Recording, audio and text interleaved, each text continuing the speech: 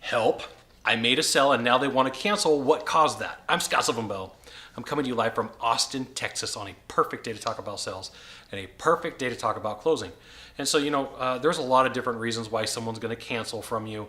It could be that they were sped through the process that you had. It could be that you didn't deal with the real objection.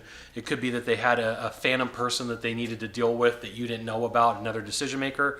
And it could have been the way that you presented. It may have been that you went through your entire presentation the right way, but you depended upon logic instead of emotion. And so, there's a saying out there in the world of sales that, people will buy on emotion and then defend it with logic. And you need to know that for the most part that's true. Is they're going to find emotionally why something appeals to them. So this is why it's so important for you to learn anchoring, and it's why it's so important for you to figure out how to make the sale happen the right way. And a lot of times where salespeople fall out and they have a real big struggle is they can logically explain why the person needs to have the product and why it's good, but there's no emotional buy-in from the buyer. They've got like one of the two pillars that they need, and so the buyer drives away, and they're like, there was no emotional buy-in. Right? So, I can't think of like a time where I'm like, logically, I really want to date this person. No, that's like an emotional thing. I really need to be emotionally tied to it, okay? Everything that I do, it's like there's a reason, there's an emotional reason attached to it.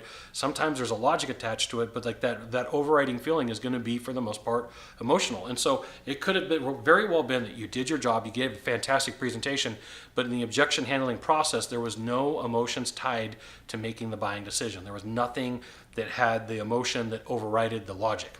So that could be a problem. That could be a reason why you're getting objections or rejections or buyer's remorse at the end of the call, because those are all the same thing.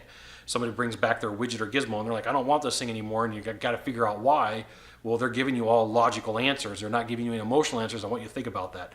They're not giving you any emotional answers. They're giving you all logical answers because you battled their objections solely with logic. So it could come down to something that you did and a problem that you caused, okay? So emotions, logic, you need both of them, but the emotions will help you close deals better than the logic will.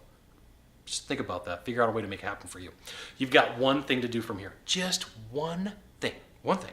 Find the subscribe button. It's somewhere here along the sides or down in the box below. Click subscribe, and then every time a new video comes out, you're going to get an update that says, Scott, Sylvan Bell sent out a new video. You should check it out, which you should. Check out the video. So find the subscribe button somewhere on the sides here. Click on subscribe. Just want to thank you for dropping by and checking out my video. We'll see you soon. Aloha.